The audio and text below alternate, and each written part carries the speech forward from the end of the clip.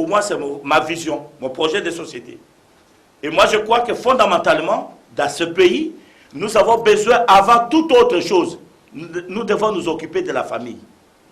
C'est au sein de la famille que nous devons trouver des solutions. Quand vous regardez aujourd'hui, les parents sont humiliés. Ils ne sont plus capables de résoudre les problèmes de leurs enfants. C'est que l'avenir du Congo est menacé.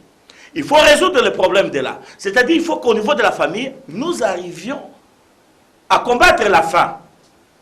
Et comment? À développer réellement l'agriculture dans notre pays. Il ne faut pas oublier que nous sommes le premier pays, le deuxième pays au monde, en eau. Après la Chine, c'est le Congo et puis le Canada. Nous avons toutes les possibilités. Eh bien, moi, si je suis au pouvoir, eh bien, c'est que je vais faire tous les opérateurs économiques qui viendront avec des engins dans notre pays, des engins agricoles, telle est ma philosophie, seront exonérés de tout droit de taxes. Deuxièmement, comment on peut résoudre à ce qui concerne le chômage? C'est simple. Dans le chômage, pour la résolution du chômage, nous avons les diamants, bronze, étain, cobalt. Nous avons toutes telles sortes de richesses, coltan, dans notre pays, l'or.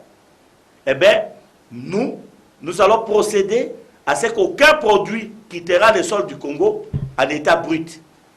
Et nous allons créer un environnement pour appeler tous ces usines de transformation, pour que toute la transformation de nos produits soit faite au Congo. Un, ça va nous créer de l'emploi. Deux, nous allons, nos enfants, petits-enfants, vont acquérir d'une nouvelle technologie. Voilà, et aux Congolais de la diaspora, je vais lancer un appel à tous ces Congolais de revenir au Congo.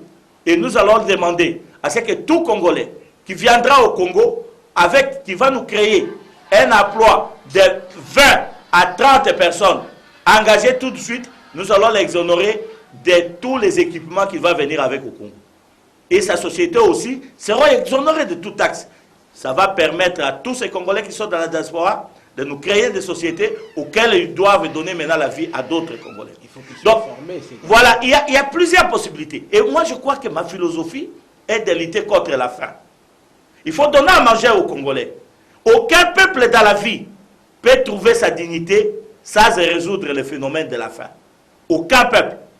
C'est ensemble, une fois que j'ai arrêté l'hémorragie de la faim, qui crée l'humiliation dans des familles, c'est alors que je vais appeler aux Congolais, ensemble, nous devons maintenant bâtir notre pays. Voilà quelques mots, ce qui est de ma philosophie. C'est là que nous pouvons faire la redécollage du Congo. Et dans tout ça, pour le faire, il faut donner l'identité aux Congolais.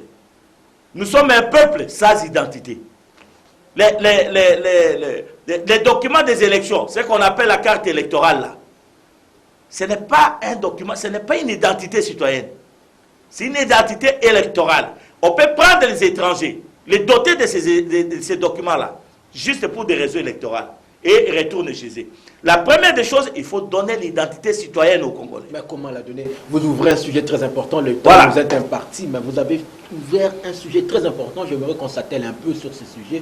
Vous parlez de donner aux Congolais une identité, mais cette identité doit venir du recensement et de l'identification. Ça fait 15 ans. Un processus que vous 15 ans. 15 ans. Parmi les résolutions de Sen City, dans l'accord global et inclusif.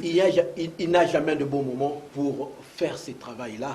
15 ans que M. Kabila est au pouvoir, il n'a jamais donné l'identité citoyenne aux Congolais. Qu'est-ce que vous reprochez? Mais il y a toujours l'évasion des immigrés. Toujours des réfugiés, des évasions des réfugiés, des immigrés, mais ceux qui sont sur place.